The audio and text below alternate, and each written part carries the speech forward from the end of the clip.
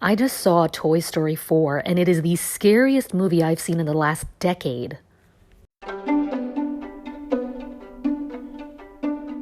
Welcome to the Sophia Chang Show. I saw Toy Story 4 tonight, which means I have puffy cry eyes right now, and I went with the same person that I saw Toy Story 3 with 45 years ago.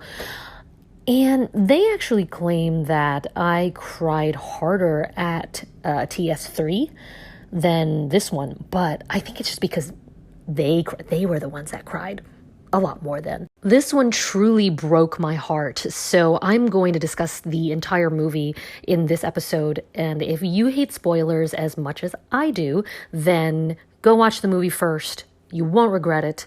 And then come back and listen to this. Okay, so now that you've gone and seen it and come back and turned the Sophia Chang Show on in the car on your drive back, clearly, let's talk about the most obvious one first. Sporky. Yeah, I know what his name is. Sporky. Okay, his name should be Sporky. What the heck? It was so messed up. I was afraid that I was going to get kicked out for losing my shit. I could not keep it together.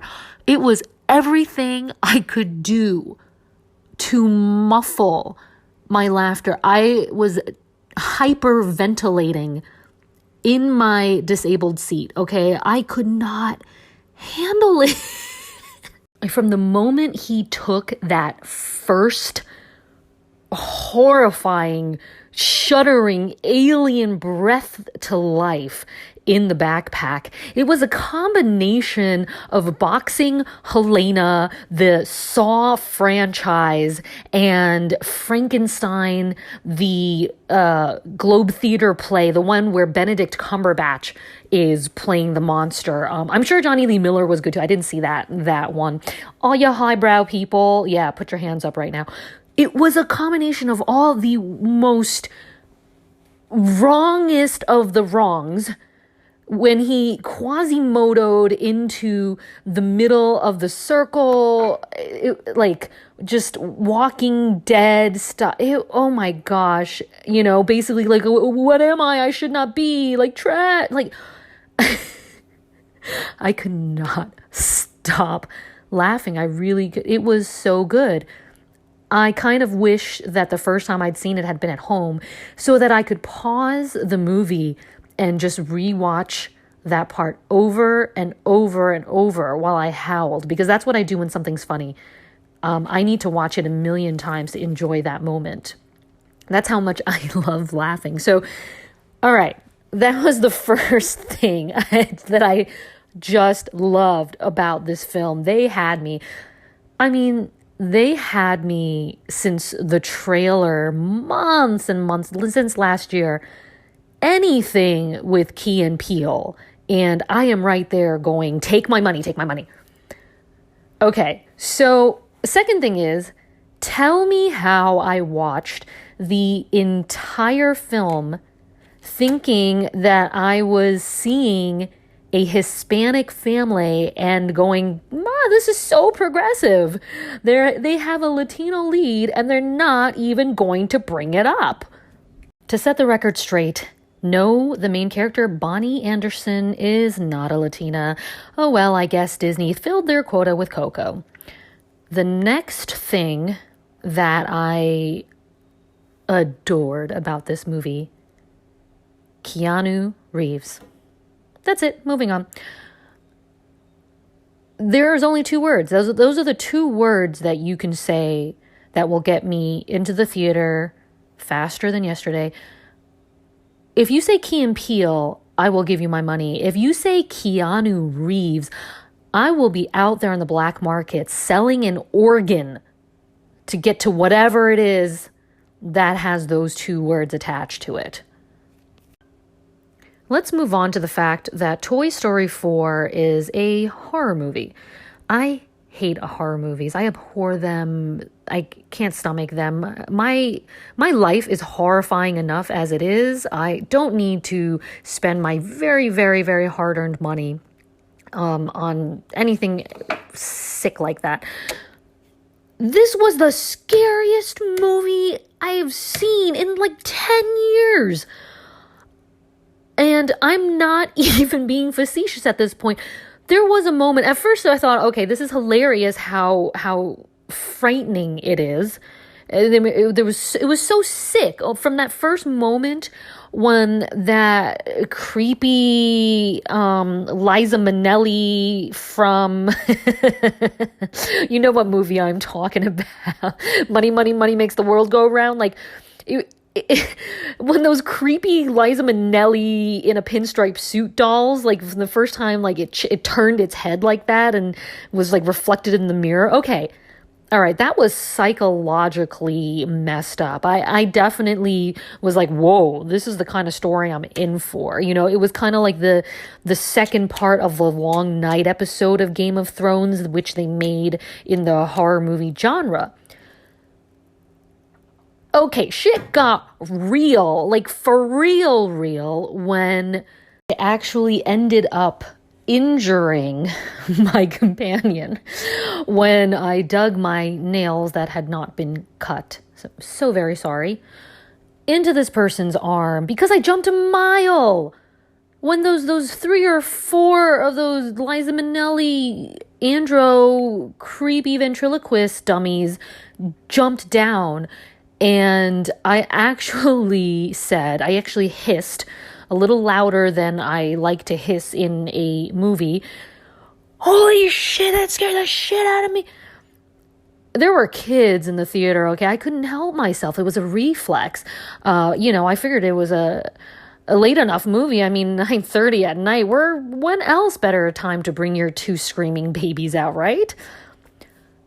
So, don't let the horror movie genre of Toy Story scare you. I know it was miscategorized. Still, very enjoyable with enough humor to offset the absolutely bone-chilling and extremely psychologically twisted aspects of this delightful Disney movie. And yes, we know, as the second I say Disney movie, we should expect it to have some questionable aspects. But seriously, Rashida Jones, is this you? Is this what happens when you get your hands on the script? It gets messed up. I'm just calling out a fellow Crimsonite. What up, Big H? Let's move on to the final heartbreak of this movie. Oh, I can't. The ending. No, it's a no for me. My heart broke more with this ending. I would have absolutely preferred that he left Bo behind. You know, this was a one-off, Jack Reacher style, where Jack Reacher, he gets with a girl in one book and then he moves on to the next book. I mean, I hate him for it, but that's what he does.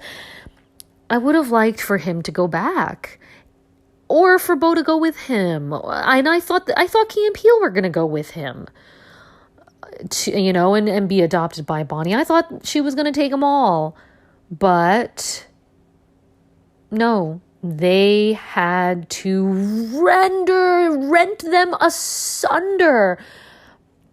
Yeah, I was very heartbroken by this. I think that's when I was already crying many times before that, but I think that's what just had me crying. I could not believe they split the gang up.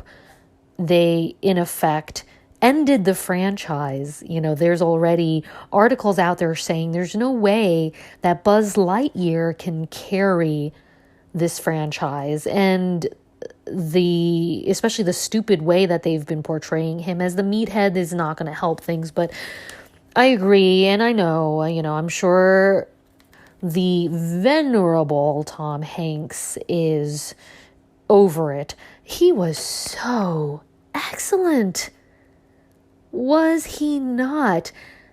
I think because I knew that it was Tom Hanks, and so I could picture him saying these lines, or maybe he really is just that good that he can convey it through his voice alone, which I believe. But he would just make even one word or a sound, and it was so impactful. It hit me right there. I'm going to close this out with the button that they put at the end. I love that they put lots of little caps, in the end scenes through the end credits.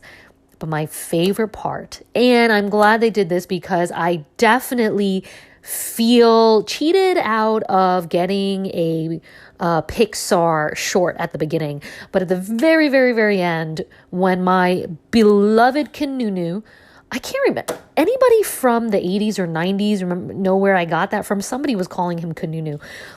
But when beloved Keanu, rides his motorcycle in and does that little hammering down the eye part that that the Pixar lamp usually does, and then that third GI, fake Joe, GI Jose, I think, who comes in and never gets any love, with the high five. And then he actually gets one.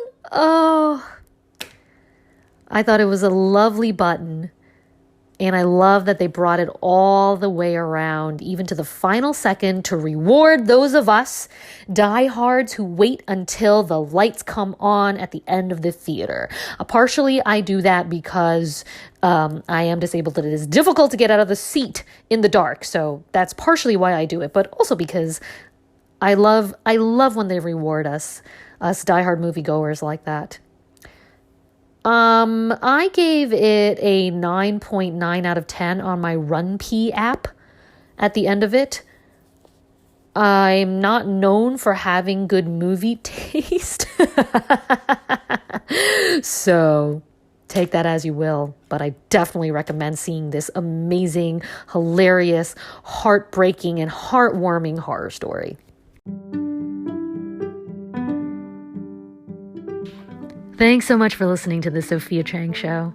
If you liked what you heard, subscribe, rate 5 stars, and better yet, write a review about what you liked.